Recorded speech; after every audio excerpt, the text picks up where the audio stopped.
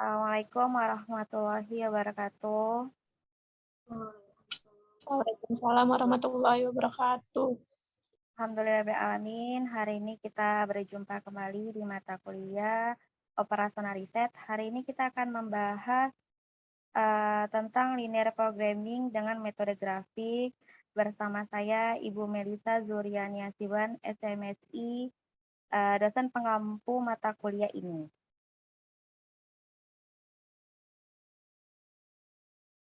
Ya. Di sini program linear itu merupakan metode matematik dalam mengalokasikan sumber daya yang terbatas untuk mencapai suatu tujuan seperti memaksimumkan keuntungan atau meminimumkan biaya. Jadi dalam program linear itu ada dua tahapan. Yang pertama itu penyelesaian dengan program linear, yaitu dengan mempelajari sistem yang mengembangkan pernyataan permasalahan yang dipertimbangkan dengan jelas. Yang dimana penggambaran sistem dalam pernyataan ini termasuk yaitu pernyataan tujuan, sumber daya membatasi, alternatif keputusan yang mungkin terjadi, kegiatan atau aktivitas, batasan waktu, keputusan, hubungan antara bagian yang dipelajari, bagian lain dalam perusahaan, dan lain sebagainya. Yang kedua, untuk tahapannya dilakukan setelah memahami seluk-beluk permasalahan optimal dengan membuat model yang sesuai dianalisis, yaitu dengan pendekatan konvensional, riset operasional, pemodelan, dengan membangun model matematik yang menggambarkan inti permasalahan kasus dari bentuk cerita diartikan ke dalam bentuk model matematik. Nah, model matematik ini nanti merupakan kuantitatif tujuan dan sumber daya membatasi sebagai fungsi variabel keputusan. Nah, model matematik ini sendiri untuk permasalahan optimal terdiri dari dua bagian. Yang pertama, memodelkan tujuan optimasi. Model matematik tujuan selalu menggunakan bentuk persamaan. Bentuk persamaan digunakan untuk mendapatkan solusi optimum pada satu titik. Fungsi tujuan yang akan dioptimalkan hanya satu, tetapi bukan berarti bahwa permasalahan optimasi hanya dihadapkan pada satu tujuan saja, karena bisa saja tujuan dari suatu perusahaan itu atau suatu usaha itu bisa lebih dari satu.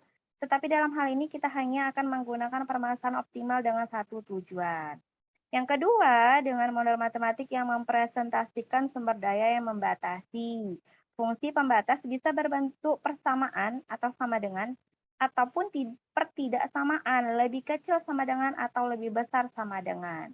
Fungsi pembatas disebut juga sebagai constraint atau konstanta.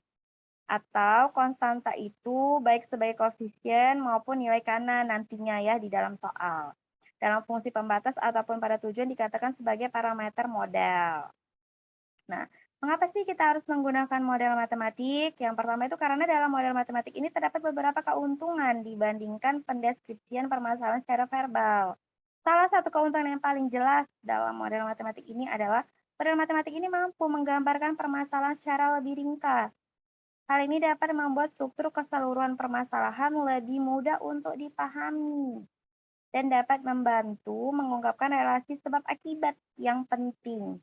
Model matematik ini juga dapat memfasilitasi semua yang berhubungan dengan permasalahan dan keseluruhannya dan mempertimbangkan semua keterhubungannya secara simultan. Namun, model matematik ini juga mempunyai kelemahan, di mana di antaranya model ini tidak dapat menampung semua karakteristik sistem yang dapat dengan mudah dimodelkan dengan menggunakan model matematik. Di sini ada bentuk dari program linear, fungsi tujuan, yaitu memaksimumkan nantinya atau meminimumkan. Jadi ini tergantung soal ya, soalnya mintanya apa, dimaksimumkan atau diminimumkan. Kemudian Z itu kita anggaplah itu nama suatu perusahaan, kita simbolkan jadi Z ya.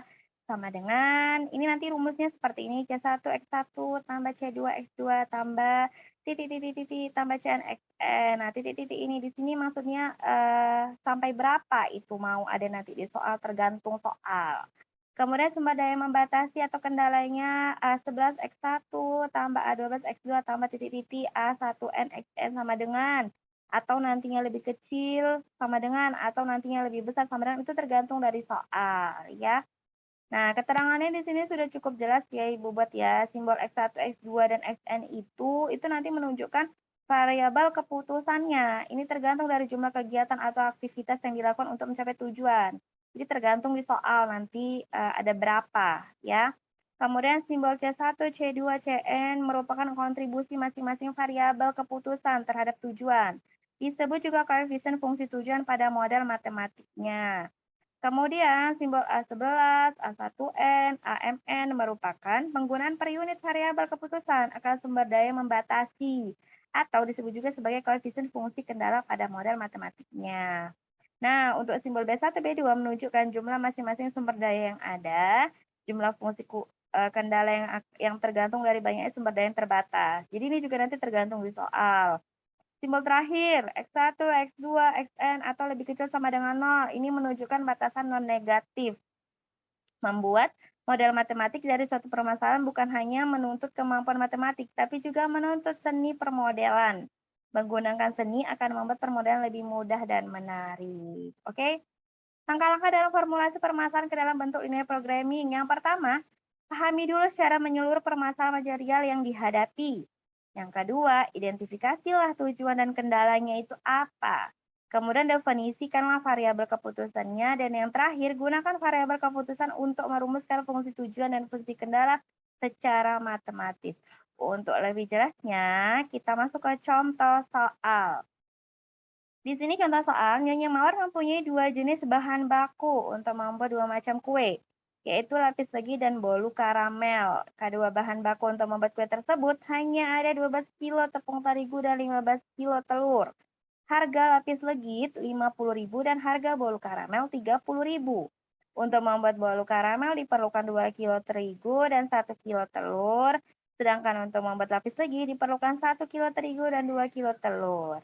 Nah, pertanyaannya, berapakah yang harus diproduksi Nyonya Mawar untuk kedua kue tersebut agar memperoleh keuntungan yang maksimal atau optimal dengan keterbatasan bahan baku di atas? Nah, sekarang Ibu mau tanya nih, siapa yang tahu apa sih tujuan dari soal ini? Ada yang bisa jawab? Apa, Bu? Ya, apa silakan. Apa sih fungsi Eh, tujuannya? Fungsi dan tujuannya itu ya untuk memperoleh keuntungan yang maksimal dengan keterbatasan bahan baku yang ada, Bu. Keterbatasannya itu apa? Dari tepung terigu dan telur. Oh iya, oke. Berapa sih keterbatasan untuk tepung terigu? Keterbatasannya Kalau berapa? tepung terigu itu 12 kilogram dan untuk telurnya 15 kilogram, Bu. Iya, benar ya, Nova ya. Terima kasih, Nova. Tadi Nova udah bilang ya tujuannya itu apa, kemudian kendalanya itu apa. Nah, tahapan penyelesaiannya yang pertama, membuat tabel informasi kendala atau permasalahan terlebih dahulu. Yang kedua, kita mencari fungsi tujuan dan fungsi kendala. Nah, itu tadi sudah disebutkan sama si Nova ya. Yang ketiga, kita buat grafik atau kurva, dan yang keempat, kita menentukan titik potong. Nah, untuk mempermudah, kita harus buat dulu tabel informasinya, seperti di slide berikut ini. Nah, ini ada tabel. Tabelnya ini bisa kalian lihat ya.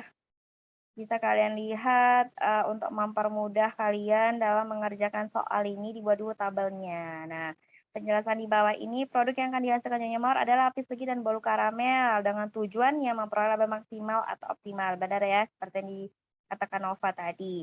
Dan kendalanya yaitu bahan baku. Penggunaan bahan-bahan harus lebih kecil atau sama dengan jumlah bahan yang tersedia. Jadi harus lebih kecil dari 12 kilo untuk terigunya dan harus lebih kecil dari 15 kilo untuk telurnya. Untuk menghindari hasil lapis legit dan bolu karamel negatif, perlu ditambahkan syarat, yaitu lapis legit lebih besar sama dengan 0 dan bolu karamel lebih besar sama dengan 0. Artinya, jumlah lapis legit dan bolu karamel harus lebih besar atau sama dengan 0 atau positif. Dalam kasus ini, yang merupakan variabel keputusan adalah lapis legit, X1 dan bolu karamel X2.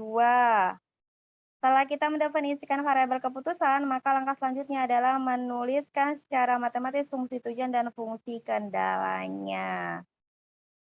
Oke, ini ya. Kita tentukan fungsi tujuannya itu berapa, fungsi kendalanya itu berapa. Fungsi tujuannya itu kita anggap ya perusahaan ini Z sama dengan 50.000 kali jumlah lapis lagi tambah 30.000 kali jumlah karamel. Nah, 50.000 di sini adalah keuntungan untuk si lapis lagi. 30.000 ini adalah keuntungan untuk si karamel, bolu karamel ya. Jadi kita tuliskan untuk fungsi tujuannya Z sama dengan 50.000 X1 ditambah 30.000 X2. Fungsi kendalanya 1x1 tambah 2x2 lebih kecil sama dengan 12. Kemudian yang kedua kendalanya 2x1 tambah x2 lebih kecil sama dengan 15. Jadi di sini ini keterbatasan tepung terigu dan di sini ini keterbatasan telur. Kendala pertama itu keterbatasan tepung terigu dan yang kedua itu keterbatasan untuk telur ya. Nilai ininya tadi bisa dilihat dari berapa yang diperlukan untuk tepung terigu dan berapa yang diperlukan untuk telur ya. Nah, ini penyelesaian dalam kasus ini akan kita selesaikan dengan metode grafik. Keterbatasan metode grafik adalah bahwa hanya tersedia dua sumbu ordinat, sehingga kita tidak bisa digunakan untuk menyelesaikan kasus yang lebih dari dua variabel keputusan. Langkah pertama dalam penyelesaian dengan metode grafik adalah menggambarkan fungsi kendala dulu. Untuk menggambarkan fungsi kendala pertama, secara grafik harus merubah tanda pertidaksamaan menjadi persamaan sebagai berikut. Jadi pertidaksamaan itu artinya tanda lebih kecil sama dengan ini atau lebih besar sama dengan. Kalau persamaan itu sudah berubah menjadi sama dengan. Jadi tanda pertidaksamaan ini kita rubah menjadi persamaan. Inilah dia, sudah berubah menjadi persamaan ya. Bisa dilihat ya perubahannya. Nah, kendala ini akan memotong salah satu atau kedua sumbu, sebagaimana halnya yang pernah kita pelajari dalam aljabar untuk menggambarkan fungsi linier tidak lain merupakan garis lurus, maka kita akan mencari titik potong garis tersebut dengan kedua sumbu. Suatu garis akan memotong salah satu sumbu apabila nilai variabel yang lain sama dengan 0. Dengan demikian, kendala pertama akan memotong X1 pada saat X2 sama dengan 0. Demikian juga kendala ini akan memotong X2 pada saat X1 sama dengan 0. Ini. Kita lihat ini ya, persamaan pertama. 1x1 ditambah 2x2 sama dengan 12. Memotong sumbu X1 pada saat X2 sama dengan 0. Jadi kalau kita mau mencari X1, maka X2-nya harus kita buat dulu sama dengan 0. 1x1 tambah X2 tadi sudah kita bilang ya, 0 ya. Jadi 0 sama dengan 12. X1 maka 12 per 1 maka X1 sama dengan 12. Jadi dapatlah titik A 12,0. Ini X1 12, X2-nya 0. Ya. Kemudian kita masuk ke persamaan kedua. 1x1 tambah 2x2 sama dengan 12. Memotong sumbu x2 pada saat x1 sama dengan 0. Sekarang gantian. Kita ganti. Tadi x2 yang sama dengan 0, sekarang x1 yang sama dengan 0. Nah, masukkan ini kan nilai x1-nya itu 0. 0 tambah 2x2 sama dengan 12. Nah, kemudian x2 sama dengan 12, ini dibagi dengan 2, maka x2 sama dengan 6. Dapatlah titik B-nya. Titik B-nya, kan tadi dia bilang x1-nya itu yang 0, ya kan? X2-nya yang 6, makanya 0,6. Kita tariklah garis gambar nomor 1 ini. Kendala 1 titik A 12,0 dan titik B 0,6. Inilah dia. Nih. Ini titik A, ini garis A, 12 X1, X2-nya 0. Kemudian titik B-nya 6 X2-nya, X1-nya 0, 0,6. Nah, ditarik ya. Paham ya sampai sini ya? Ada pertanyaan? Nggak ada. Ya, oke. Kita lanjut ke slide berikutnya. Ini kita masuk ke kendala kedua. Kendala pertama tadi sudah selesai ya, grafiknya juga sudah selesai. Kita masuk ke kendala kedua, persamaan ketiga. Karena tadi di kendala pertama itu udah persamaan 1 dan 2. Sekarang kita masuk ke persamaan ketiga untuk kendala kedua. 2x1 tambah 1x2 sama dengan 15. Nah, sekarang kita mau cari dulu nih x1 nih berapa. Maka x2-nya dulu yang kita sama dengan kan 0. Nah, 2x1 tambah nih 1x2. Ini dibuat sama dengan 0. Dimisalkan dulu, diumpamakan dulu sama dengan 15. X1 sama dengan 15 setelah dibagi 2, maka X1 sama dengan 7,5. Dapatlah titik C. Tadi kan sudah AB ya. Sekarang kita masuk ke titik C. 7,5,0. Oke. Kemudian persamaan keempat. 2X1 tambah 1X2 sama dengan 15. Memotong sumbu X2 pada saat X1 sama dengan 0. Gantian. Kita gantian, tidak X1 sama dengan 0. Maka 0 tambah 1X2 sama dengan 15. X2-nya 15 per 1, maka X2-nya sama dengan 15. Dapatlah titik D. Kita bikin lagi gambarnya seperti tadi. X1, kemudian X2, kita bikin lagi gambarnya, kita masukkan titik C dan titik D. Nah, setelah kita bikin tadi gambar 1 dan gambar 2, kita gabunglah gambar 1 dan gambar 2 itu, kita gabung, inilah dia ini. Ini ya, kita gabung ya, ini 12, kan tadi kan 12,0, 0,6 yang B, terus yang C 7,5, 0, terus 0,15. Di sini sudah bergabung A, B, C, D. Ini sudah bergabung di sini, sudah bergabung titik A, B, C, D. Nah, setelah kita gabung, kita lihatlah ini ada yang menyatu ya. Nampak ya? Nampak ya? Ada yang menyatu di sini dari titik A, B, C, D ini tadi ada menyatu nih titik. Kita bikinlah dulu garis putus-putus ini. Nah, diperkirakan ini nilainya 3 dan 6, diperkirakan ya.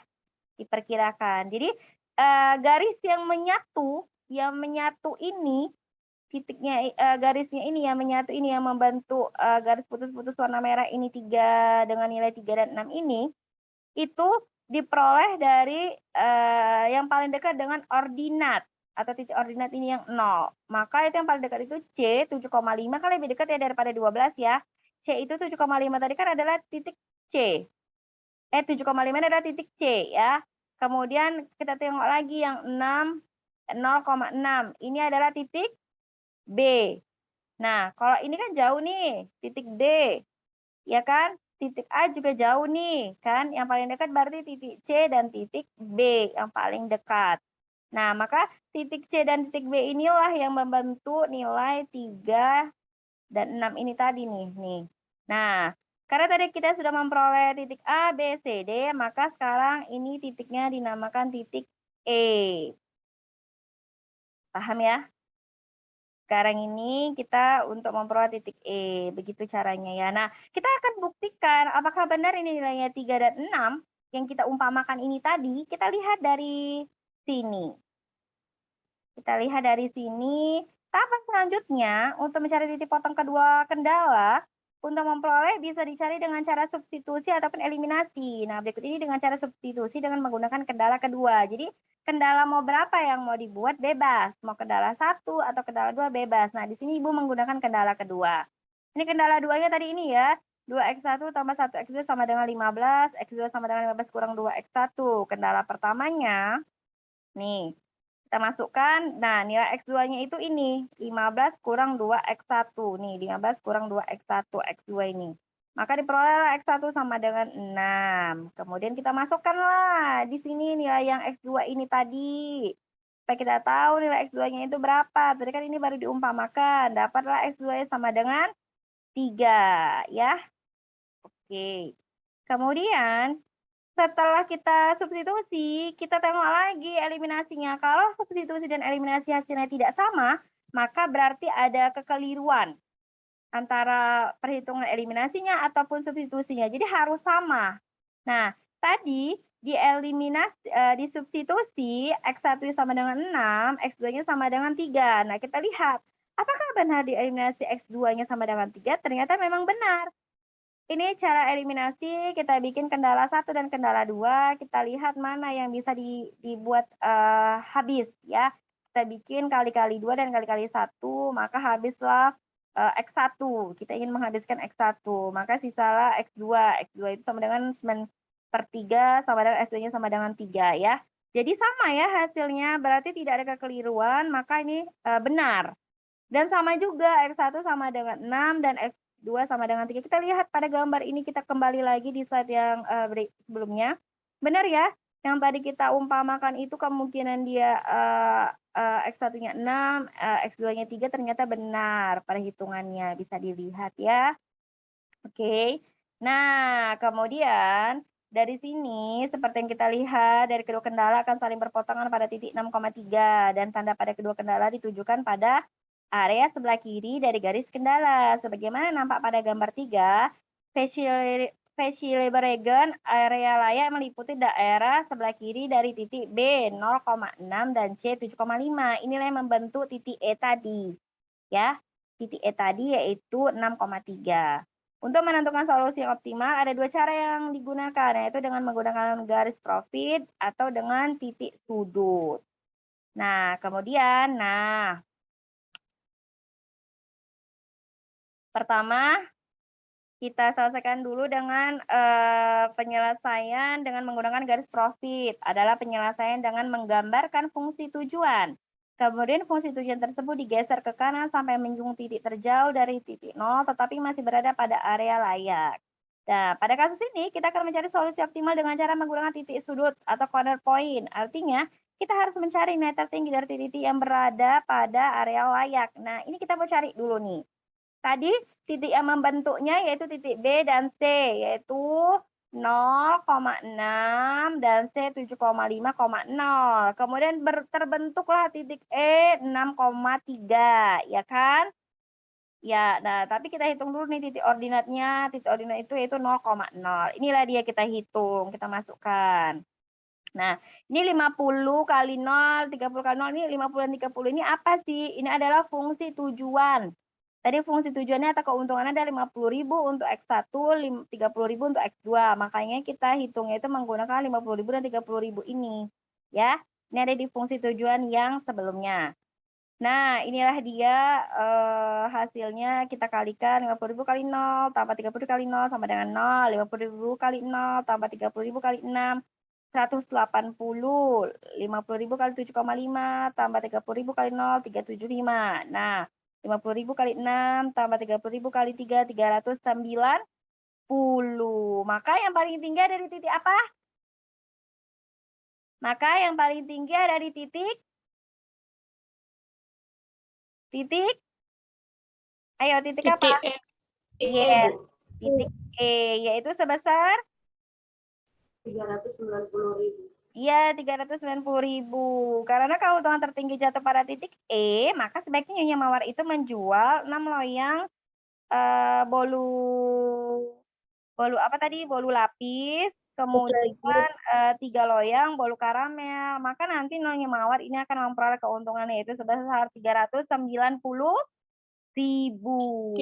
Oke, ya. Selesai ya. Permasalahan dari Nyonya Mawar ini sudah kita selesaikan.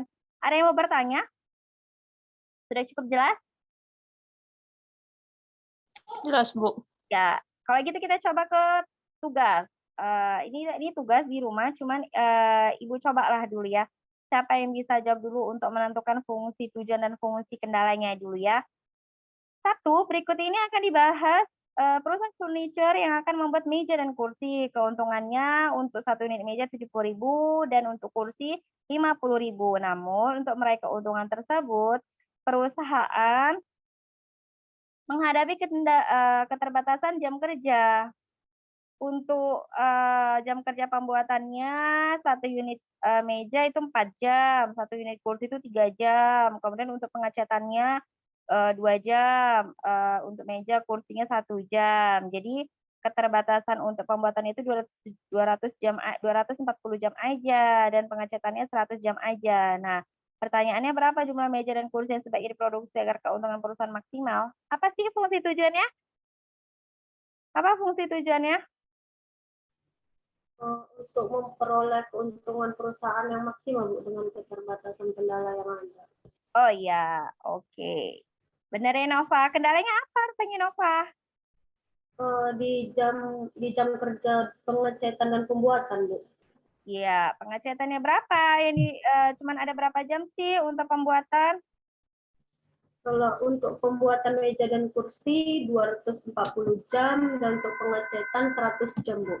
Iya, oke. Berarti fungsi tujuannya apa, Nova? Ibu, Fungsi tujuannya apa? Berarti coba dibuat fungsi tujuannya. Fungsi tujuannya Z-nya sama dengan 70.000 X1 ditambah 50.000 X2. Ya, 70.000 dan 50.000 itu apa, Nova? Dia meja kendala dari 1 unit meja dan kursi, Bu. Keuntungan ya? Iya, Bu. Oke. Kemudian fungsi kendalanya? Apa fungsi kendalanya? Coba sebutkan.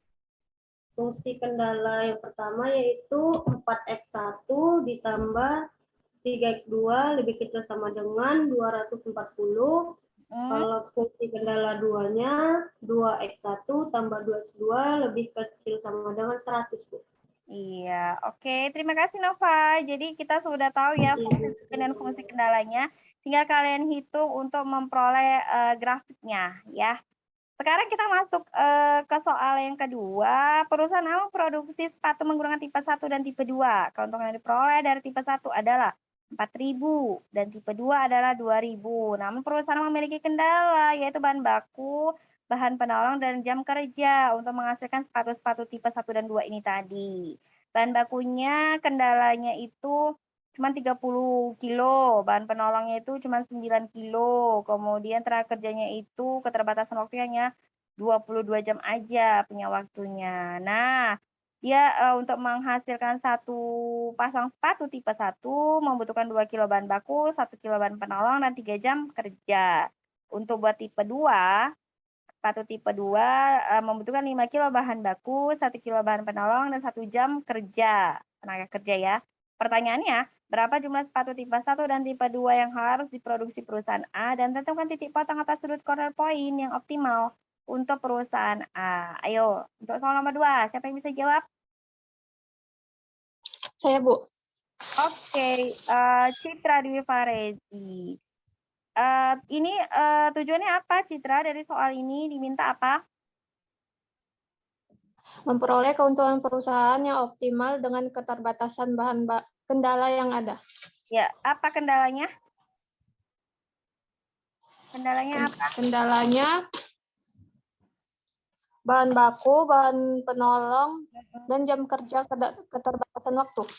Iya, oke. Kemudian coba buat fungsi tujuannya bisa? Bisa? Fungsi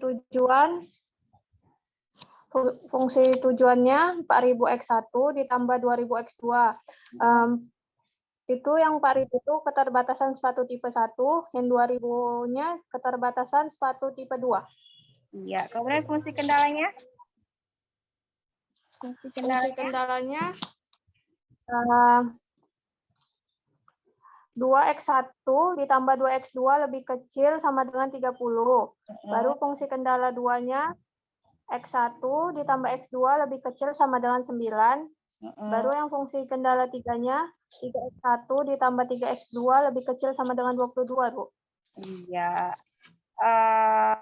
Fungsi tujuan dan fungsi kendalanya sudah dikerjakan oleh Citra. Nanti baru tinggal perhitungan selanjutnya untuk memperoleh grafik ya.